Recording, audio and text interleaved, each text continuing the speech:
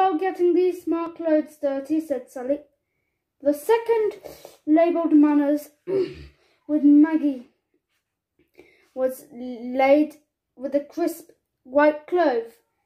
A few dainty vegetables were displayed on a china plate.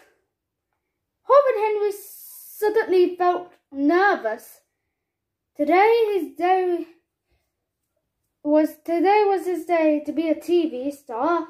He practiced enough, and he was so hungry. His stomach so. Only the wee, said Henry. Toilet's next door, said Super Sally. Be quick, you're on in 1 minute. Perfect Peter didn't feel in the least nervous. Practice made perfect, and he knew that he was. What disgusting food, he thought, wandering over to the cross-out table. A man wearing combat fatigues dashed into the room. Ah, there you are, he boomed. Come along, it's your big moment. Already, said Peter, waving his handkerchief.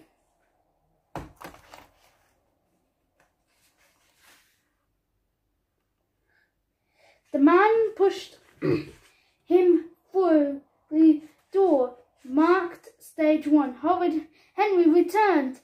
A lady in high heels and a pearl. Stage 2. The studio audience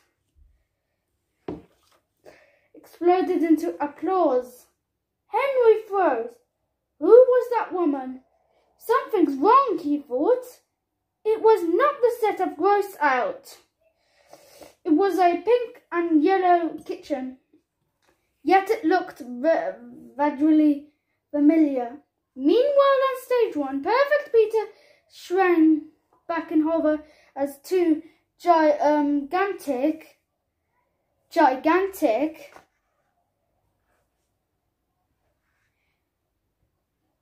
children carrying goose shooters and massive balls of ice cream and bags towards him.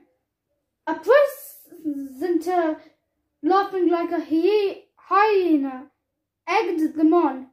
You're not the Maggie, said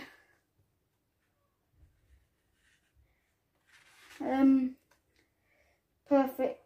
You're not Maggie, said Peter. Get him, guys, squealed Marvin. The manic. How? Shrieked Peter. Splat.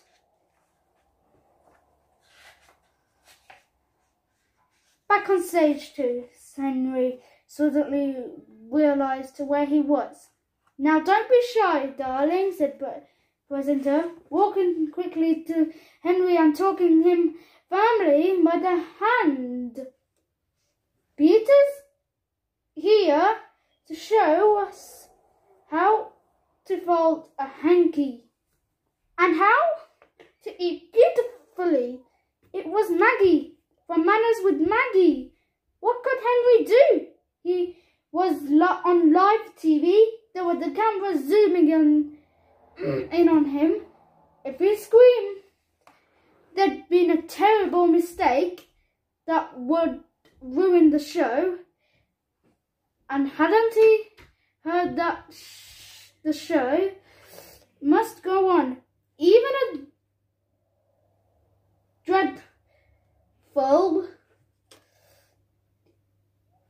a dreadful show like Manners with Maggie. Henry strolled onto centre stage, smiling and booing. Now Peter will show us the perfect way to hold a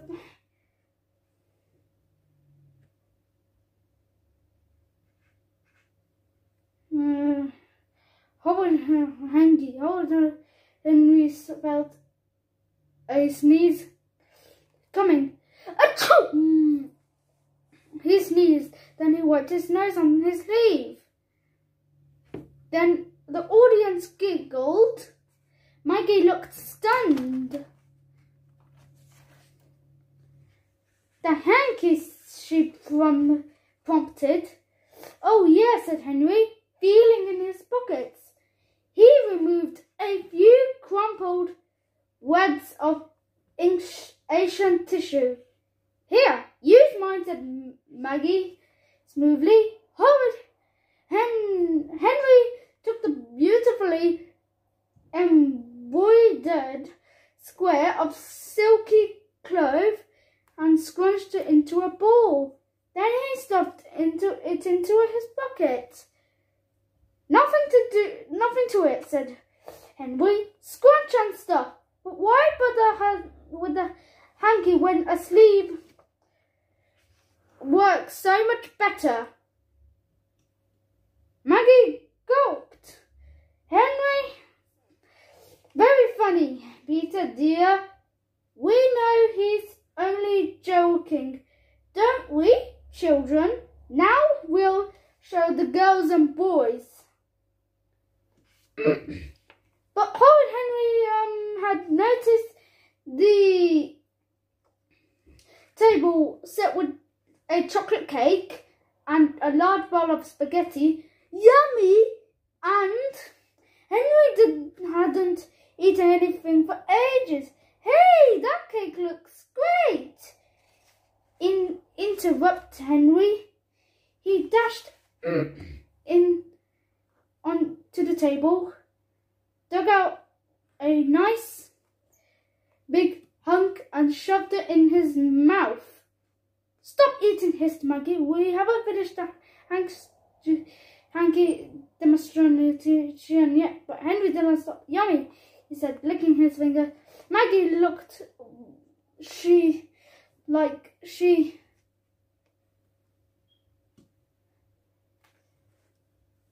was going to faint. Showed the girls and boys how to use a knife and fork elegantly.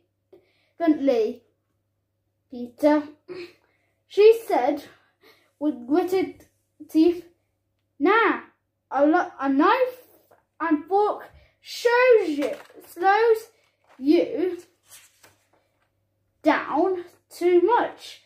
I always eat with my fingers, see?" Horrid Henry waved his chocolate-covered hands. And I'm sure it was just the excitement of being on TV that made you forget to offer me a slice of cake, prompted Maggie. She gazed in horror at the cake, now with a gaping hole on the side. "But I want to eat it all myself," said Horrid Henry. "I'm starving."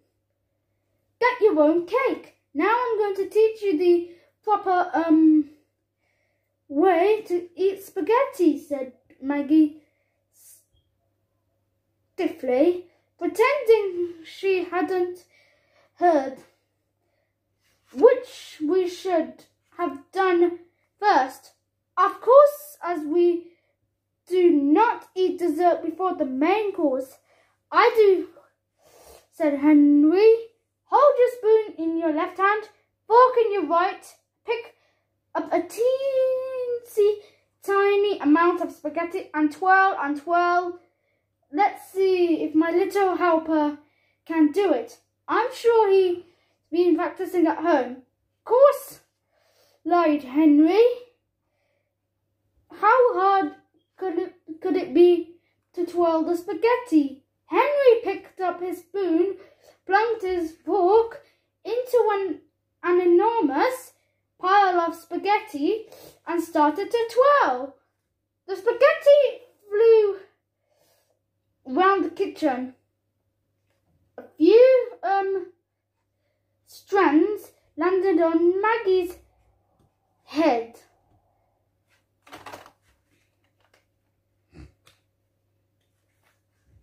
"Whoops," said Henry. "I'll try again," before Maggie could stop him. Hit saved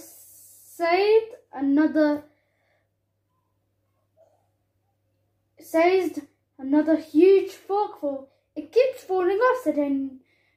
Listen, kids, use your fingers. It's faster than Horrid Henry scooped a handful of spaghetti and ground it into his mouth.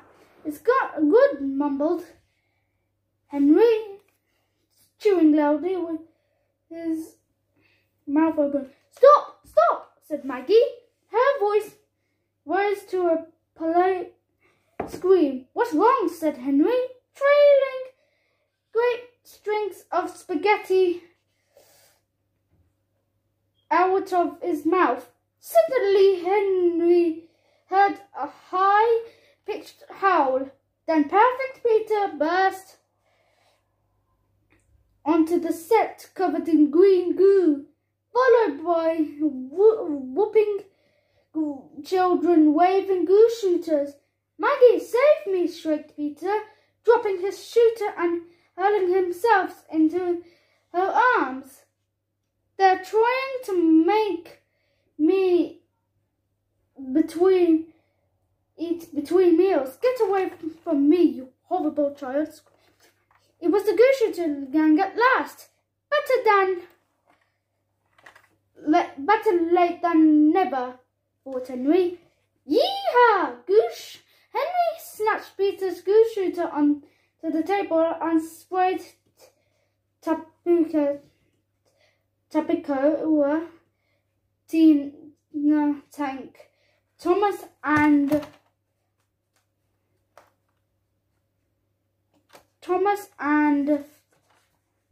most of the audience. Gleefully, they returned fire. Henry took a step back and stepped into the spaghetti. Splat! Help! Help! Screamed Maggie.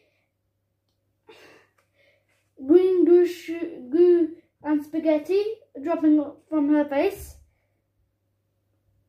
Help! Screamed Peter. Green goo and spaghetti dripping from his hair. Cut! Shouted the director.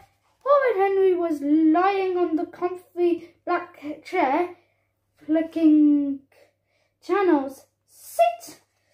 Sadly, Manners with Maggie was no longer on TV, since Maggie had been dragged screaming off the set. Mischief with Mild Red would be on soon. Henry thought he'd give it a try. The end. If you like my video, subscribe to the channel.